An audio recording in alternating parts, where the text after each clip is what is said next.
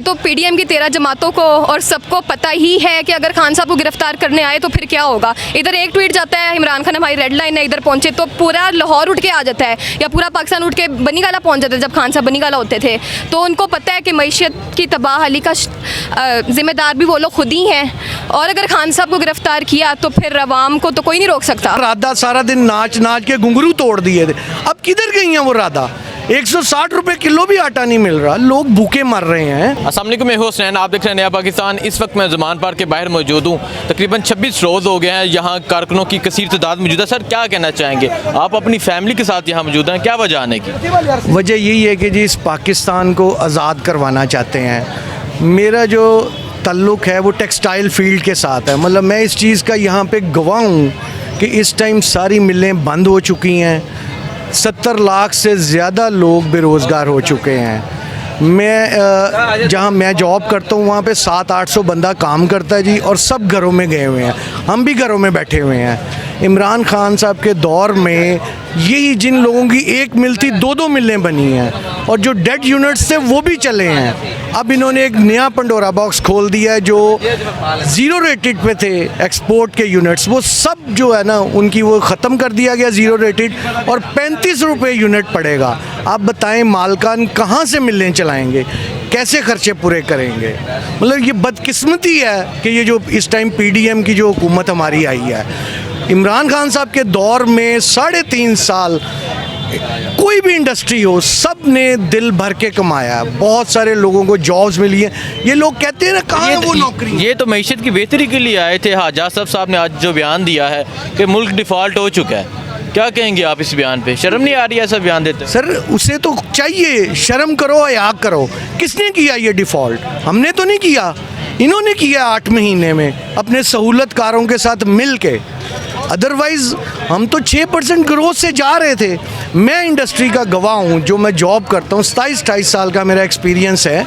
एक मिल में मैं जनरल मैनेजर हूँ, मुझे पता है कि मुझे डेली लोगों के फ़ोन आते हैं कि जी मिल आप कब चलाएँगे। मैं नहीं, बहुत सारे ग्रुप्स की मिलें बंद हो चुकी हैं, वो लोग कहते हैं आप मिल कब चलाएँगे, हमारे घरों में आटा ख़त्म हो गया। अब ये जो लिफाफा सहाफ़ी या जो लोग दूसरे थे, जब 50 से 55 रुपए किलो आटा हुआ था, इन्होंने तो वो कहते हैं ना राधा सारा दिन नाच नाच के घुंघरू तोड़ दिए थे। अब किधर गई हैं वो राधा?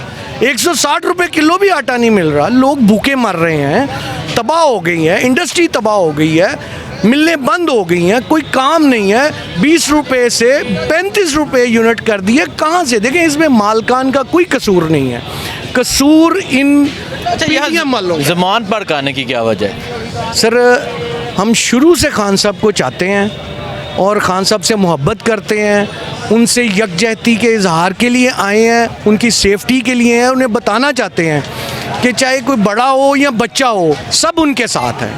ये असल वजह है कि मैं अपनी फैमिली के साथ यहाँ। जी अस्सलाम वालेकुम। वालेकुम अस्सलाम। आप अपने वालिद साहब के साथ यहाँ पे मौजूद हैं, क्या कहना चाहेंगी जो मुल्क की सिचुएशन है? एक तरफ हाजा साहब कह रहे हैं मुल्क डिफ़ॉल्ट हो चुका है, और जो आम आदमी की जो सिचुएशन है, क्या कहेंगे आप उस पर? पहले इनसे पूछना चाहिए कि मुल्क डिफ़ॉल्ट हो गया है या नहीं हुआ।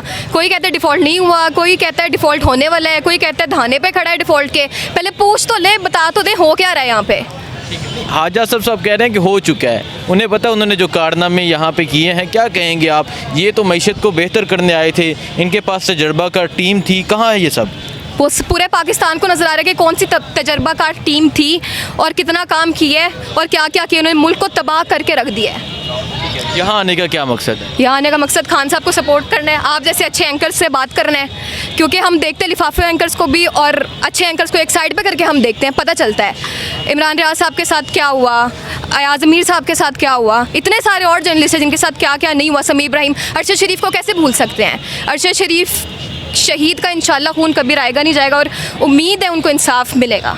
ठीक है, अच्छा मुझे बताएं, इमरान खान को गिरफ़्तार करने का मुकम्मल प्लान है? कल भी पुलिस आई, परसों भी पुलिस आई, आइंदा भी उनकी हिकमत अमली है कि वो इमरान खान को अरेस्ट करेंगे। क्या रद्द-ए-अमल होगा अगर ऐसी सूरत हाल पैदा हो?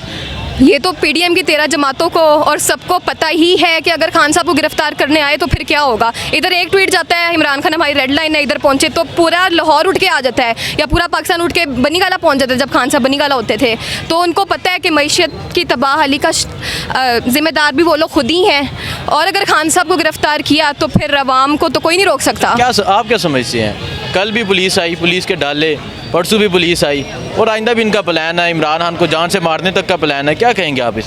सर इन लोगों ने तो ये करना ही करना है, इन्होंने भी और इनके सहूलतकारों ने भी।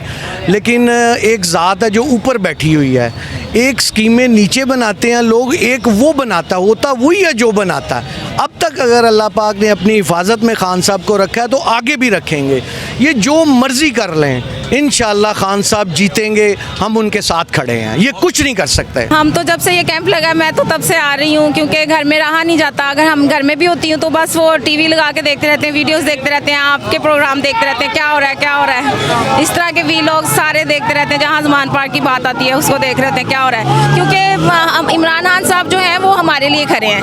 हम उनके लिए क्या खड़े होंगे, लेकिन वो जितना हमारे लिए खड़े हैं, ये अवाम जो है उसका जज्बा आपने देखा होगा कि 24 दिन से ज़्यादा हो गए हैं, अब महीना होने को आ गया है। कभी किसी सियासतदान के किसी प्रॉब्लम में कभी आपने इस तरह का सीन नहीं देखा होगा।